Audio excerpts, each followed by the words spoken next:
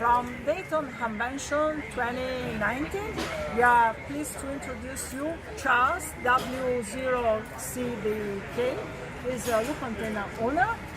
And Charles, could you tell us your impressions about your baby loop? Very good. Greetings, everyone. I've been an amateur radio operator since the 60s when I was a young man and moved to Denver, and I live in a beautiful HOA, Homeowners Association, which means trouble for amateur radio operators. So since we moved about 28 years ago from Canada to Denver, I've been trying to get on air. I've been very fortunate to have a son who worked for ICOM in the military division, so I have more great radio equipment than anyone could own. Trouble is no good antenna, you can't do anything.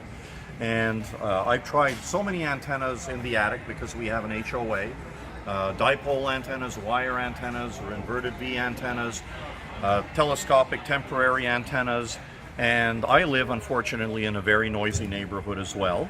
Although we're 5,200 miles up in the air, because that's the height of Denver off sea level, nothing would work and I'd have a lot of noise. And in fact, what happened was I was about to give up the hobby that I love so much. As director of RCA, I volunteer with Carol Perry with a lot of young kids, and it's a shame if I couldn't even have a contact with them. So long story short, I met these folks here at their first Hamvention, I think about 3 years ago now, and I believe I was the first customer ever for the baby. And it's very unique because if you've ever taken a look at a lot of the antennas that are in the marketplace for receiving, the best antennas that are out there for receiving are the ones that work on the magnetic wave, electromagnetic wave, not on an RF signal that's amplified electrically. Because what happens is regular antennas in the front end, you're amplifying electrically the signal, and you have all these spurious noises from now the new LEDs that are out there and the power supplies. In my case, a neighbor owns a company that sells tickets for baseball games, and he has like 18 TVs, all plasma in his house. So whenever he's home at night, I don't hear anything with the regular antenna. So I experimented first with the receive loop antennas, which are great, look nice in my HOA. Because it's not transmitting, I put it up in the roof, in the attic. It was wonderful. The trouble is how to transmit. I had a dipole in the wrong direction, so I'm talking to the wrong part of the world. So when I met these guys, got this, put it outside in the backyard, put it on a little homemade tripod system, basically one of those military antenna system mounts that you can get. Put a small little Yaesu rotator, the smallest rotator, about 150 feet of coax and 150 feet of two-line 18-gauge wire into the shack. And in my home, we put it up at this height, basically my eyes. And across the band, anytime, rain, snow, autumn when there's no leaves on trees, and I have one tree on this side, one tree on this side facing west and facing east. So this antenna typically sits north to south in its normal position.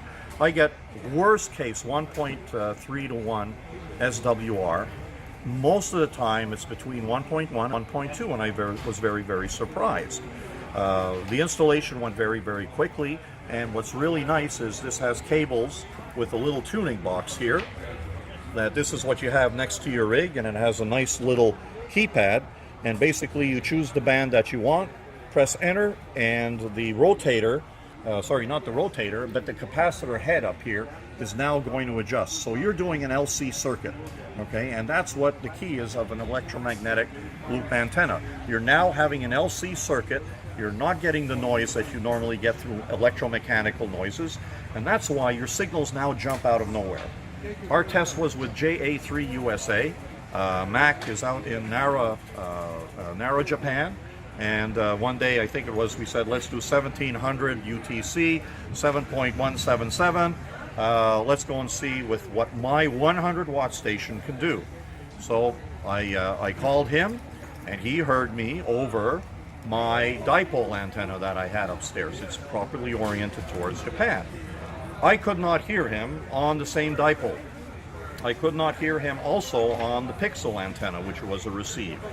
I then switched over to this antenna, and guess what? 5.9. And I know everyone says 5.9, 5.9, 5.9. Yeah, he's running probably 50,000 watts. He's a big power guy. But I called myself a pop gun.